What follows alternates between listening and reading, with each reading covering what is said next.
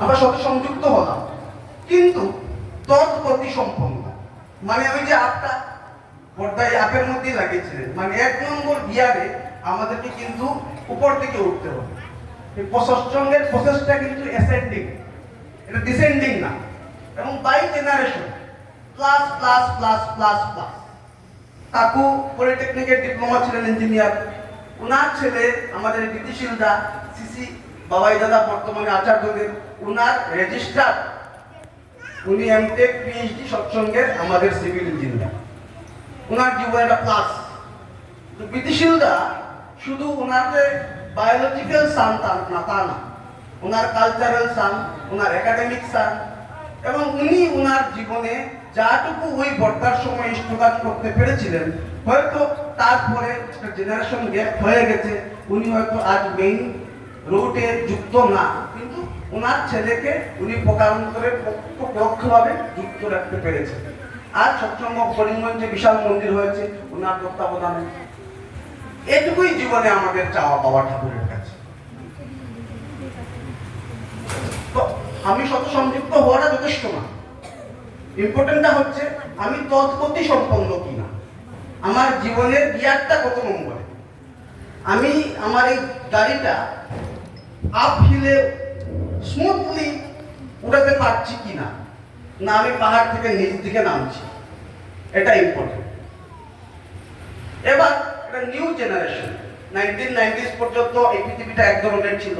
তখন কিন্তু শিলচরে এতটা মদের দোকান ছিল না, মিজোরাম থেকে ড্রাগসের তস্করিও ছিল না, এসব প্রবলেম ছিল না। এবং যেগুলো বিবাহ হতো সেগুলো কিন্তু মা বাবা ঠিক করতেন, সমাজে সমাজে বিবাহ হতো। After 1990s globalization, pizza hut, KFC, McDonaldization of world, এই যে পরিবর্তনটা এই শিলচর শহরকেই যদি আমি নিয়ে বলি, পুরো একদম যেন দুমড়ে মুচড়ে দিয়েছে। কিছুই যেন আমাদের কন্ট্রোলে না। Things fall apart. The falcon cannot listen to the falconer. যেন বুড়ি নাটাইয়ের কথা শুনছে না। ফেলকন এই যে বাজ পাখি ঘাড়ে রাখে, ছাড়ে, আবার একটু ঘুরে আবার ঘাড়ে ফিরে আসে। কিন্তু আফটার 1990s আমি শুধু শিলচর শহরকে নিয়ে যদি বলি, প্রত্যেক মা বাবা, হয়তো উনি ঠাকুরের রেজিস্টার্ড কর্মী ছিলেন ওর আনরেজিস্টার্ড কর্মী, দেখবেন ছেলেমেয়েরা যেন ঘুড়ি নাটাইয়ের কথা শুনছে না। প্রবলেমটা কোন জায়গায়? দাদা একদিন বলেছিলেন যে আমার বাবা না থাকলে সৎসঙ্গটা কেমন হতো। আপনারা কি কখনো ভেবেছেন এই কথাটা? শ্রী বর্দা সৎসঙ্গ জগতে সবকিছু আছে, ঠাকুর আছেন, মন্দির আছে, সবকিছু আছে। জাস্ট ফর এ লিটল বয়েস আপনি ইমাজিন করুন, যদিও আমাদের উচিত না, জাস্ট ইমাজিন করুন যে শ্রী বর্দার প্রেজেন্টটা সৎসঙ্গের ইতিহাসে নেই, সৎসঙ্গটা কেমন হতো? বাবু সৎসঙ্গটা কেমন হতো? ওনারা রিলেট করতে পারবে। আফটার 1968 সৎসঙ্গের উপর যে ঝড় তুফান দিয়েছিল, এটা রাজ সাক্ষী উনিও একজন। আফটার 1968 বৃত্তি প্রবৃত্তি যারা ধার দেয়, যারা অর্থমান যশের জন্য ঠাকুরের জন্মস্থিত হয়েছিল, তারা বর্দাকে সেদিন মেনে নিতে পারেন। তাদের মনে হয়েছিল যে বর্দা যদি আচার্যদের হন, তাহলে তো আমরা আমাদের মতো প্রণামীর বাক্স চুরি করতে পারবো না, আদারওয়াইজ দেবেন না। Fact is fact. এবং ফ্যাক্টগুলো আজকের দিনে হোয়াট ইজ এইডস ছোট বাচ্চারা জানা উচিত। হওয়ার পর ওকে বলে লাভ নেই।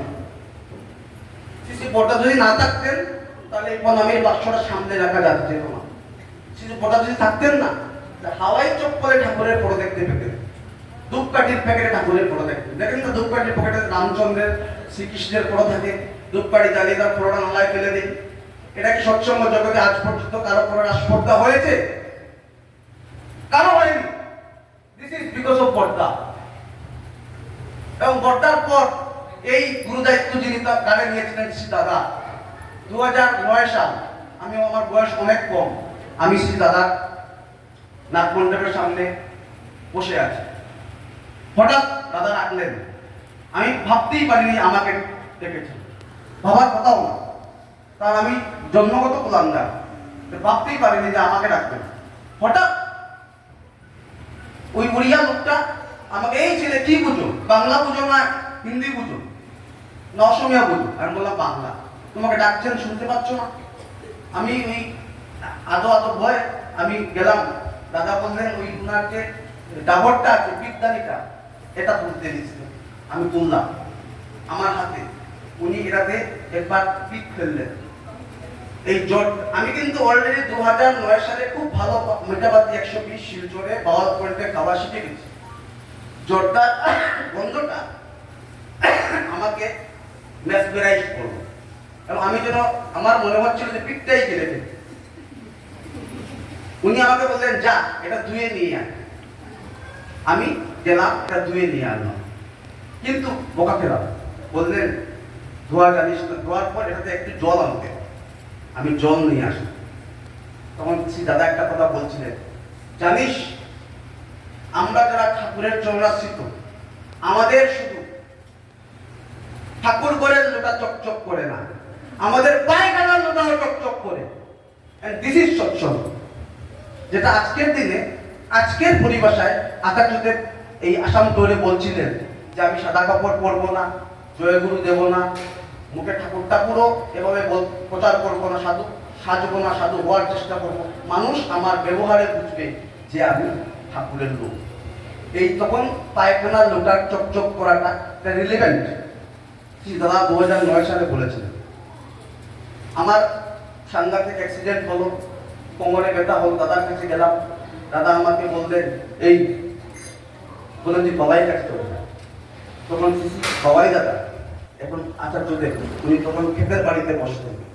আমি ওনার কাছে গেলাম, উনি এগুলো পাত্তাই দিলেন না। উনি বললেন তুই ঠাকুরের কাজ করো, ঠাকুরের কথা বলো।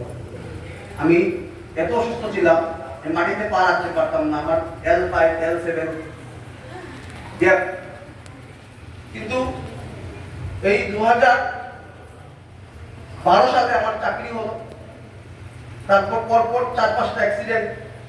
কিন্তু সিসি বাবাই দাদার কথায় আমি যেভাবে কাজ করার কথা বলেছিলেন সেভাবে এই কাছাড় ডিস্ট্রিক্টে, করিমগঞ্জে আমি যাইনি। তখন কাছাড় ডিস্ট্রিক্টে আমি বাগানে বাগানে কাজ শুরু করলাম। এবং তারপর আমি যখন এমআরআই করলাম, এই তো আমাদের এমআরআই মাস্টার বসে আছেন এই কৃষ্ণদা আমার ফ্রি এমআরআই করিয়ে দিয়েছিলেন। এভরিথিং ওকে, কৃষ্ণ সাক্ষী। কোথায় L5 এর গ্যাপ আর কোথায় L7 এর গ্যাপ। আজকের দিনে আমাদের ওই দুলালদা, সদ্য দুলালদা, শিল্পাপু ওদের জেনারেশনে অলৌকিকতার গল্প বললে খাপ খায়। কিন্তু আজকের যে জেনারেশন, যাদের বয়স 15, 20, 25, এদের কাছে এই অলৌকিক গল্পগুলো বলা উচিত না। আচার্যদেব পছন্দ করে, কারণ ওরা অনেকটাই সাইন্টিফিক, ওরা অনেকটাই লজিক্যাল। তাই ওদের কাছে অলৌকিক গল্প করা উচিত না যে আচার্যদেব একটা ম্যাজিক্যাল কিছু করেছেন। উনি করেন, উনি আমার পেটে হাত দিয়ে বলেন যা তুই ভালো হয়ে যাবে। উনি আমাকে কাজ করিয়েছেন এবং কাজের মাধ্যমে ভালো হয়েছে। আজকের জেনারেশনের কাছে যখন আমি ঠাকুরকে প্রেজেন্ট করবো, বিশেষ বর্ধার সময় বর্ধা আমাকে যা শিখিয়ে দিচ্ছিলেন, যা এগুলো গিয়ে মার্কেটে গিয়ে বল, সেম কথাটা আজকের দিনের আজকের জেনারেশনের ছেলে মেয়েকে গিয়ে বললে সেই কথাগুলো কি মার্কেটে বিকবে? এখানে কিন্তু সিসি বর্ধাকে ছোট করা হচ্ছে না। ব্যাপারটা হচ্ছে কি একটা সময় পেট খারাপ হলে এন্টারকোনাল খেলে ভালো হয়ে যেত। আজকের দিনে পেট খারাপ হলে নরফ্লক্সাসিন ট্রিনাজল খেতে হয়। Change of generation. আমরা ছোটবেলা দেখেছি যখন মশা আসতো, আমার মা ঘরে ধুনা দেখিয়ে দিলে মশা চলে যেত। তারপর আসলো কচ্ছপ চাপ, মস্কিটো কয়েল। কচ্ছপ চাপ মস্কিটো চালালে মশা চলে যেত। তারপর গুড নাইট এই ইলেকট্রিক্যাল রিফিল, অনেক কিছু আসলো। তারপর আসলো গডজিলা। এবার গডজিলা যাদের বাড়িতে ব্যবহার করেছেন দেখবেন এই বাড়িতে মশাগুলো রেজিস্ট্যান্ট হয়ে গেছে, মশাগুলো কিন্তু আর পালায় না। তো সৎসঙ্গ এটা কিন্তু তিনটা অ্যাঙ্গেলে কাজ করে। একটা হচ্ছে ওই যে পর্দার আমলে আমি ছোটবেলা শুনেছি, সবাই আলোচনাতে বলতেন সৎ শব্দের অস ধাতু থেকে, অস মানে অস্তিত্ব, করা, হওয়া। এটা একটা অ্যাঙ্গেল। সাধারণ বোঝনের কথা যে সৎসঙ্গ হচ্ছে আমার অস্তিত্বের পূজা করা, বাঁচা করা, বিইং এর বিকামিং।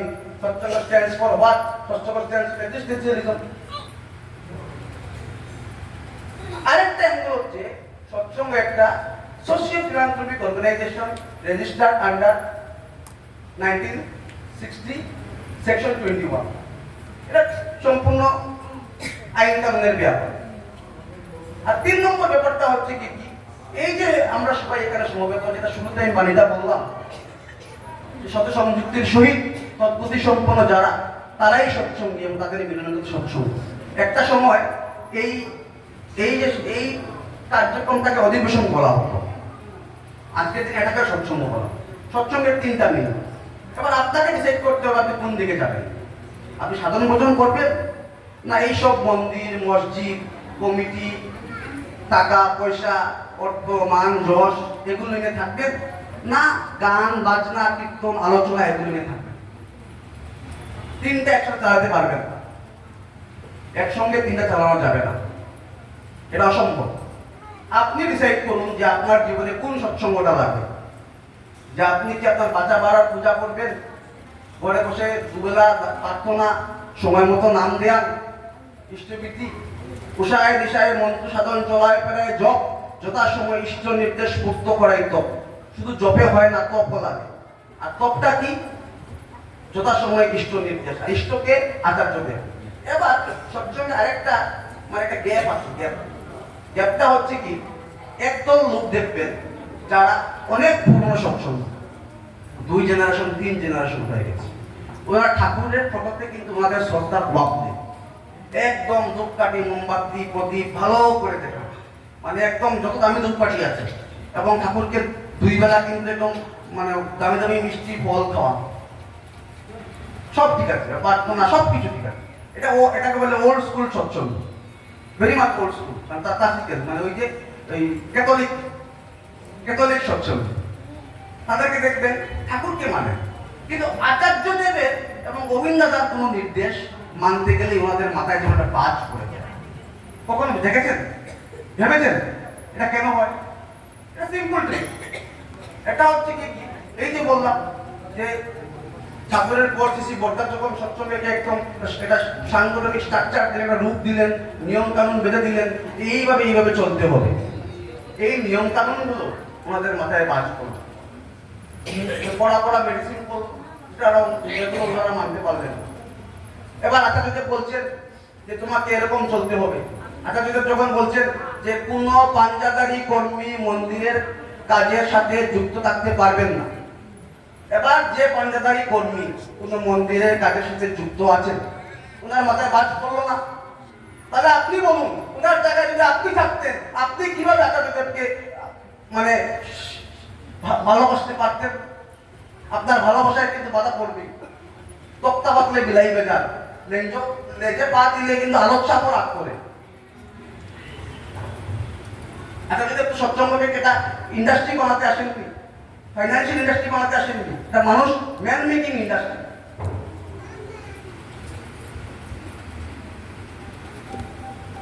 আমার সাধারণ গুরু ভাইরা আমাদেরকে এটা মাথায় বুঝতে হবে যে আমাদের জীবনের উদ্দেশ্য,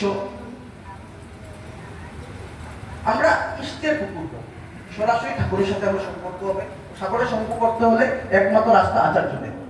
কিন্তু আমরা কি করছি, আমরা হয়তো ঠাকুর কোন জায়গায় বলেননি, আমাদের ইত্যাদিটা আমাদেরকে শুধু নামটা দিয়েছেন, এবং আমরা তারপর আমাদের সম্পর্ক সুযোগ ঠাকুরের সাথে, এবং ঠাকুর কিভাবে খুশি হন সেটা বুঝতে হলে আচার্যদেবের সঙ্গ করতে হবে। এবং পূজ্যপাদ গোবিন্দ দাদা এবং আচার্যদেব কি বলেন, এবার কিন্তু এখানে আবার গন্ডগোল করবেন না। আচার্যদেব এবং গোবিন্দ দাদা আলাদা আলাদা কনসেপশনে গন্ডগোল আমাদের। পিতা পুত্রের মধ্যে তফাৎ করবেন না। একটা বড় তুলসী পাতা আর ছোট তুলসী দাদা বলেছিলেন, একটা বড় তুলসী পাতা আর ছোট তুলসী পাতা, দুটার কিন্তু পরম কারণ একই। বিধান লস্কর দাদার একটা গান আছে, আপনারা সবাই নিশ্চয়ই শুনেছেন, মেনকা মাথায় দিল ঘুমটা। শুনেছেন? মেনকা মাথায় কেন ঘুমটা দিয়েছে? শিব যেদিন পার্বতীকে বিয়ে করতে যাচ্ছেন, সেদিন ওই নন্দী বিরিগি নারদ ব্রহ্মা বিষ্ণু ভূত প্রেত সবাই ওনার বরযাত্রী। উনি গেলেন বিয়ে করতে, জটা কল্পদারি, ঠিক আছে, কর্পূরপুরম, ঠিক আছে। গেলেন যখন স্বাভাবিক দধি মঙ্গলের আগে পার্বতীর মা মেনকা ওনার ইচ্ছে হলো যে জামাই মুখটা দেখবে। তো উনি ভাবলেন যে না, সবচেয়ে মানে কেন উপযুক্ত মানুষ নারদ, তাকে জিজ্ঞেস করলে এক্সাক্ট সবকিছু পাওয়া যাবে। নারদকে ডাকলেন, নারদ উনি শুনে যাও, বললেন জামাইকে। নারদ বললে ওই যে বাঘের ছাল পরা যেটা বলতো গাড়ি, উনি তোমার জামাই। তো দেখে এই আদা ল্যাংটা জামাইকে দেখে মেনকা লজ্জায় ওই ওনার মানে মাথায় ঘুমটা দিলেন। ওই সিলেটের কথা আছে, আকলো বেটির লাভ নাই দেখলো বেটির লাভ। ওই এই কিন্তু মেনকার গল্প থেকে এটা এসেছে, একটু মনে ছিল। তখন দধি মঙ্গল যখন হবে, তখন মেনকা জিজ্ঞেস করলেন শিবকে, বাবা তোমার নাম কি? শিব বললেন শিব অহম। শিব অহম মানে আমি শিব। আচ্ছা, তোমার বাবার নাম কি? বললেন বিষ্ণু। বাহ, ভগবান বিষ্ণু তোমার বাবা, কত ভালো পরিবার। মেনকা কিন্তু এবার কিন্তু ওনার মানে যা ছেলে আদা লেখা হোক, বাবা তো ভালো। মেনকা খুশি হয়ে গেলেন। এবার বললেন আচ্ছা বিষ্ণুর বাবার নাম কি? বললেন ব্রহ্মা। মেনকা আরো খুশি, বাহ আরো ভালো পরিবার। এবার মেনকা জিজ্ঞেস করলেন যে ব্রহ্মার বাবার নাম কি? শিব হতে বললেন শিব। এবার মেনকা বিশ্বাস করলেন যে সত্যি এই ছেলে মদ খায় গাঁজা খায়, সত্যি শিব মদ খায় গাঁজা খায়। আর মেনকা তো মনুষ্য, কি মানুষ, উনি এটাকে মেনে নিতে পারলেন না যে শিবের বাবা বিষ্ণু, বিষ্ণুর বাবা ব্রহ্মা, ব্রহ্মার বাবা শিব। এই প্রবলেমটা আমাদের হচ্ছে যে কার বাবা কে, এটা নিয়ে আমরা পড়ে আছি। এটা যে ট্রিনিটি, ঠাকুর যে একটা ভেরিগেটেড আইডেন্টিটি, উনি সব কিছুতে ছড়িয়ে আছে। এই যে প্রথমের মধ্যে ঠাকুর নেই, ঠাকুর যে বিশ্ব ব্রহ্মাণ্ডে সব জায়গায় ছড়িয়ে আছে এবং এটা কনসলিডেটেড স্ট্রাকচার উনি আচার্যদেবের মধ্যে আছে। এই কনসেপ্টটা আমাদের মাথায় ঢোকাতে হবে। World is created out of nothing. কিন্তু আমাদেরকে ধর্মরাজ্যে কিন্তু ব্যবসাও হয়, এবং ব্যবসাতে কি হয় জানেন? যে রিটেল দোকানে ব্যবসা করে, ধরুন একটা জিনিস বিরবল বাজারে বিক্রি হচ্ছে 50 টাকায়, ফাটক বাজার থেকে সে কিনে 45 টাকায় কিনে এসে বিরবল বাজারে 50 টাকায় বিক্রি করছে। আপনি ওর দোকানে যাবেন, ও চাইবে চিরদিন আপনি ওর কাস্টমার থাকুন। আপনাকে কখনো বলবে না যে দাদা আমার কাছ থেকে না কিনে আপনি ফাটক বাজার থেকে কিনলে এই মালটা 45 টাকায় পাবেন। কোনদিন কোনো গুরু ভাই আপনাকে বলবে না যে সৎসঙ্গের আসল ট্রিক্সটা কোন, আসল মানে এখানে যে মেইন বিষয়টা, এপিসেন্টারটা কোন জায়গায়, সাধন ভোজনের মেইন জায়গাটা কোন জায়গায়। কারণ কেউ কাউকে নিজের জায়গা ছেড়ে দেবে না, আপনাকে আপনার জায়গা সাধন ভোজন করে নিজে কামাতে হবে। কোনদিন কেউ না, বাবা ছেলেকে দেবে না, বাবাও ছেলেকে দেবে না, এটা আপনাকে অর্জন করতে হবে। তাই ঠাকুর সাবধান করে দিয়েছেন বারবার। তাই আপনাকে আচার্যদেবের শরণাপন্ন হতে হবে, অবিন্দার শরণাপন্ন হতে হবে। যদি মনে করেন যে সত্যের সংযুক্তির সহিত তদ্গতি সম্পূর্ণ যারা, তারাই সৎসঙ্গ, যে আমি 1 নম্বর গিয়ারে আপ। আর নইলে দেখবেন যে আপনাকে ওনার থেকে দূরে রাখছে, ও ডুববে আর আপনাকে ডুবার মন্ত্র দিয়ে যাবে। আর যখন বুঝবেন তখন আর ফেরার রাস্তা থাকবে না। অকালে ধরিলে পাবে না রে ফল। তাহলে আমি একটা গান আছে, আমি অকারণে তুলসীর মুড়ে জল ঢালিলাম, যার দেখা না পাইলাম তারে ভালোবাসিলাম। সিস্টার সামনে এইসব গান চলে না, কারণ আমরা যাকে ভালোবাসি তার দেখা পাই। দাদানাথ মন্ডলে বসে আছেন, একটা লোক গান গাইছে যে যদি এসে তাকে হরি নিয়ে নামের তরি, আমারে নিয় পার করিয়া করিয়া। এই ওল্ড স্কুল সৎসঙ্গীরা অনেক গান গেয়েছে, এটা অনেক, আমি ছোটবেলা থেকে শুনে শুনে বড় হয়েছি। যদি এসে তাকে তরি নিয়ে নামের তরি, সিদ্ধার সামনে। কিন্তু ওর কপাল মন্দ ছিল, ওই লোকটা এই গানটা খুব ভালো পেত, কিন্তু কার সামনে গাইলো? দাদার সামনে। দাদা চোখ বসা থেকে উঠে গেলেন, চোখ লাল করে বড় বড় করে বলছেন, এখনো কি সন্দেহ আছে? চোখ লাল করে বলছেন যে এখনো কি সন্দেহ আছে? বলতে যদি এসে তাকে হরি নিয়ে নামের তরি, হরি নিজে বসে আছেন ওখানে বিছানায়, আর হরির সামনে বাগানে বসেও গান গাইছে, যদি এসে তাকে হরি নিয়ে নামের তরি, আমারে নিয় পার করিয়া করিয়া। এটা আসপর্দা, ওই যে ওল্ড স্কুল। ও শুধু গানটা ও নিজেকে খুশি করার জন্য গেয়েছে, এত বছর ধরে গানটা গাইছে, কিন্তু গানের অর্থটা ঠাকুরের বাবা দোষে বুঝতে পারে। এই দোষটা শুধু অন না, এটা প্রতি মন্দিরে মন্দিরে, প্রতি ঘরে ঘরে, প্রতি পাড়ায় পাড়ায় গান অনেক গেয়েছে, অনেক মন্দির বানিয়েছে, ছেলে মেয়ে মানুষ হয়নি, নিজের নিজের ব্যক্তি জীবন ঠিক হয়নি। যেমন একটা মন্দিরের দায়িত্ব নেওয়া মানে কি, একটা সমাজের দায়িত্ব নেওয়া। আর যার ব্যক্তি জীবন ঠিক না, সে সমাজ জীবন, রাষ্ট্র জীবন কিভাবে ঠিক করবে? আমরা যে প্রধানমন্ত্রী দেখি, উনি একটা ভীষণ তপস্যার মাধ্যমে গিয়ে তো প্রধানমন্ত্রী হন, এই যে একটা ডেমোক্রেটিক প্রসেসে গিয়ে হন যে কোনো দেশে। তাই ব্যক্তি জীবন, তারপর দাম্পত্য জীবন, তারপর রাষ্ট্র জীবন, তারপর সমাজ জীবন। জয় গুরু।